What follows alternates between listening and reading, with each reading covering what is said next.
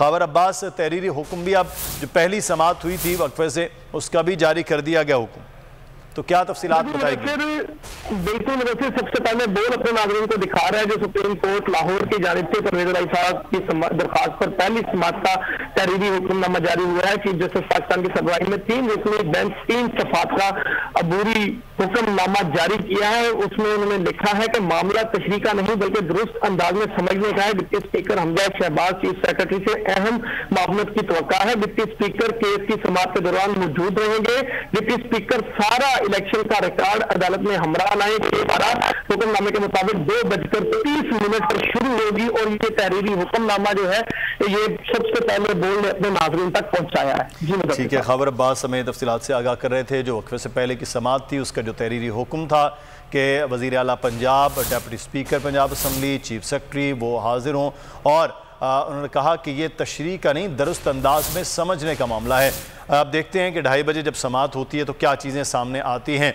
और एक चीज़ जो उसामा गाजी मैं आपसे बात कर रहा था कि ये अब बाकायदा सोशल मीडिया की कैंपेन से ज़्यादा अब तो वो बाकायदा जा रहे हैं कि जनाब फुल कोर्ट जो है वो लगाई जाए और इस बेंच के हवाले से भी एतमाद और एतबार वो नहीं हो रहा। हालांकि ये बेंच ने ही फैसला भी पहले भी दिया, सुप्रीम कोर्ट ने दिया था रात जब 12 बजे अदालतें खुली हैं। मुदस्सिर देखिए, जिस तरह होता है हर कोई अपनी स्ट्रेंथ पर खेलता है, तो इमरान खान साहब की स्ट्रेंथ है पब्लिक मोबिलाइजेशन, पब्लिक में जाना, लोगों में जाना। इसी तरह नून लीग की या पीडीएम की जो जमातें इस वक्त हमें नज़र आ रही हैं उनकी जो स्ट्रेंथ रही है सुप्रीम कोर्ट पर हमले, जजेस को phone justice Abdul Qayyum sir कह के जी बड़े मियाँ साहब ये फैसला चाह रहे हैं, वो कहते हैं जनाब हाजिर जनाब, यही कुछ जरदारी और बेनज़ीर के खिलाफ फैसले वो लेते रहे। नहीं तो फिर रफ़ीक तारड़ साहब जो हैं वो ब्रीफ केस ले जाते हैं, सजाद अली शाह, ये हमारी हिस्ट्री है जिसको कोई डिनाई नहीं करता। सुप्रीम कोर्ट पर हमला किया गया, उसकी फुटेज आज तक मौजूद है और जस्टिस सजाद अली शाह साहब जो है वो नोटिस देने जा रहे थे उसके प्राइम मिनिस्टर को, उनकी किस तरह से जरूरत हो सकती थी, फिर किस तरह से विद इन सिस्टम आप देखिए ना जो आज हो रहा है, यही चीज ये जमातें करती रही हैं कि उन्हीं जजेस को ब्रीफ केस पहुंचाकर अपने ही जज के खिलाफ कर दिया। यही देखिए ना किस तरह एक पार्लिमानी पार्टी का डिसीजन है, यूनानिमस डिसीजन है, और किस तरह चौधरी शुजात साहब के साथ मिलकर वो सारी कहानी दूसरी तरफ कर दी।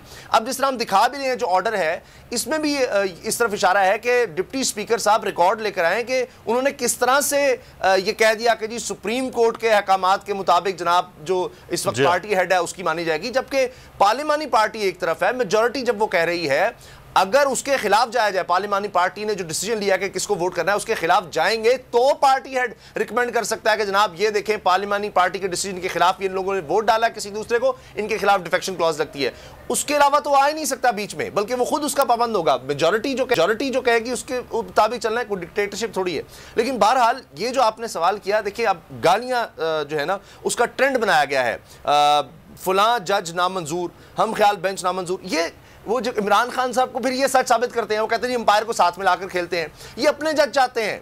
जज अरशद मलिक मरहूम के साथ क्या किया इन्होंने कि जनाब इस जज के सामने लगाएं हमारा केस, एक में वो उसने बरी कर दिया, उसके बाद भी उसके खिलाफ हो गए कि जनाब एक में तो इसने सजा दे दी, फिर उसके साथ क्या होता रहा। फिर मुबैना तौर पर साकिब निसार साहब उन्होंने बताया था कि देखें हमारे साथ क्या करते हैं, उनकी मुबैना ऑडियो बना दी गई, क्या हुआ उसका आप देखें ना, वो कहीं ना सर ना पाओ। तो ये इसी तरह खेलते हैं। सिसिलियन माफिया ऐसे नहीं कहा गया, जिन्होंने कहा कि ये 5 पीसीओ ये जज बुत हैं, इनको निकाल बाहर फेंको नवाज शरीफ, ये कौन कहता रहा है? किस जमात ने कहा कि तुम्हारे बच्चों पर जिंदगी तंग कर देंगे? कौन कहता रहा? आज उनको दोबारा ओहदे मिल रहे हैं, आज उनको दोबारा सराहा जा रहा है। तो ये इनका स्ट्रेंथ है, इदारों पर अटैक, इदारों पर दबाव, अपने ये चाहते हैं आईजीबी अपना लगाएं और यही सोच रही मियां साहब ने यहीं से धक्के खाए कि आर्मी चीफ भी अपना लगा ले। यहाँ पर मैं एक तो मुनीर बाजवा हमारे साथ मौजूद है, ताज़ा तरीन वहाँ की सूरत हाल, और दूसरा जो एक्सक्लूसिवली बोल की स्क्रीन पर हम दिखा रहे हैं कि जो हुक्मनामा जारी किया गया है उससे मुतालिक मुनीर आगाह कीजिएगा, क्या सिचुएशन है इस वक्त?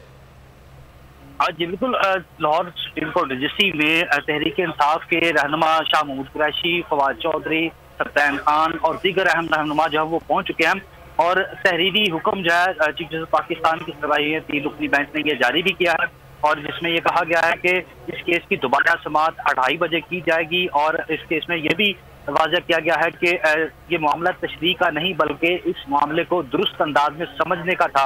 और अदालत ने यह भी कहा कि ऐसी सूरत हाल में डिप्टी स्पीकर हमजा शहबाज और चीफ सेक्रेटरी की अहम मामले बड़ी अहम होगी और अदालत ने ये पाबंद किया है डिप्टी स्पीकर को कि वो दौरान समाअत कमरा अदालत में मौजूद रहेंगे और डिप्टी स्पीकर अपने साथ जो इलेक्शन का रिकॉर्ड है वो तमाम रिकॉर्ड लेकर अदालत ने ये भी ऑब्जर्वेशन दी है उसे के फैसले पर डिप्टी स्पीकर की इस रूलिंग में कहीं वाज़ेह नहीं किया गया, कोई पिन पॉइंट नहीं किया गया, कोई पॉइंट आउट नहीं किया गया कि सुप्रीम कोर्ट के फैसले के किस हिस्से पर डिप्टी स्पीकर ने इन्हिसार किया था। और अदालत ने इस दरख्वास्त इस फैसले निशानदेही की है कि दरख्वास्त गुजार की जानिब से यह कहा गया कि सुप्रीम कोर्ट के फैसले के तहत पार्लिमानी पार्टी के अरकान ही अरकान को हिदायत जारी कर सकती है कि वो वोट किस उम्मीदवार को डालेंगे। अदालत के इस तहरीरी फैसले में परवेज इलाही के वकील का मौक़िफ़ मज़ीद नोट करते हुए कहा गया है कि डिप्टी स्पीकर के सरबराह के खत पर ही वोट शुमार न करने पर रूलिंग दी है, जो कि आइन की खिलाफ वर्जी है, सुप्रीम कोर्ट के फैसले की खिलाफ वर्जी है। अदालत ने यह हुक्म जारी किया है और मजीद समाअत जो है वो 2:30 बजे तक के लिए मुलतवी करने का तहरीरी हुक्म जो है वो जारी किया है। और अदालत में तहरीक इंसाफ के रहनुमा जो है वो पहुंच रहे हैं, काफी बड़ी तादाद में तहरीक इंसाफ के रहनुमा जो है वो यहाँ पर पहुंचे हैं, वकला पहुंचे हैं और 2:30 बजे का इंतजार कर रहे हैं। 2:30 बजे जो है वो दोबारा से इस केस की समाअत होगी। मुनीर बाजवा हमें आगाह कर रहे थे। जो साहब ये कहा गया कि तशरीह का नहीं है, दुरुस्त अंदाज में समझने का है। सर इसको हमें भी समझाएं, ये जो लफ्ज़ है तशरीह का मामला नहीं है, दुरुस्त अंदाज में समझने का, ये क्या सर? दरअसल बेसिकली ये सारा मामला इम्प्लीमेंटेशन का है और फैसले का है। मसला ये है कि अदालत का एक हुक्म तो ये मौजूद था जो इस इलेक्शन के बारे में कहा गया, run off election, second poll of election for the office of the chief minister, उसमें हिदायत थी कि क्या एक अदालत ऑलरेडी 63A पे जो फैसला दे चुकी है उसमें वाज़े तौर पर लिखा हुआ है कि क्या फैसला किया गया। अब मामला ये है कि जब स्पीकर ने ये कहा कि जी वो उन्होंने तो इस बुनियाद पर फैसला किया था कि जनाब ये अपना पार्टी हेड जो है वो उसके फैसले की खिलाफ वर्जी की जाए जी, तो फिर उसके खिलाफ कार्रवाई। अब अदालत उनसे ये समझना चाहती है कि जनाब हमने कहाँ ये बात लिखी है अपने फैसले में, क्योंकि ये बात बुनियादी तौर पर आइन से मुतसादम है। सही। आइन में जो सेक्शन 63 आर्टिकल है ए उसका 1 वो क्लियरली ये कहता है कि भाई पार्लिमानी पार्टी की हिदायत के खिलाफ वोट ऑफ कॉन्फिडेंस या वोट ऑफ नो कॉन्फिडेंस पे वोट दिया जाए, तो वो इसलिए उसे बुलाया। अगर इसे इतना अहम ना समझती इस मामले को तो उन्हें तलब ना किया जाता और इस तरह उसी दिन समाअत ना होती। अब मामला बड़ा इंपॉर्टेंट है, डिप्टी स्पीकर के पास कोई जस्टिफिकेशन नहीं है, क्योंकि डिप्टी स्पीकर जो सब बाकायदा अपने जब रूलिंग दे रहे थे तो उसमें अजहर सिद्दीक एडवोकेट साहब हमारे साथ मौजूद हैं, उनको भी वेलकम करते हैं। अजहर साहब शुक्रिया, आप सुप्रीम कोर्ट रजिस्ट्री में मौजूद हैं। सर उन्होंने तो अपनी रूलिंग में डिप्टी स्पीकर ने कहा कि सुप्रीम कोर्ट के अहकामात के मुताबिक मैंने ये किया, तो सुप्रीम कोर्ट ने उनको आज बुलाया है, तो इस केस को किस तरह से आप देख रहे हैं सर? सब्सक्राइब करें और बेल दबाएं ताकि कोई खबर रह न जाए।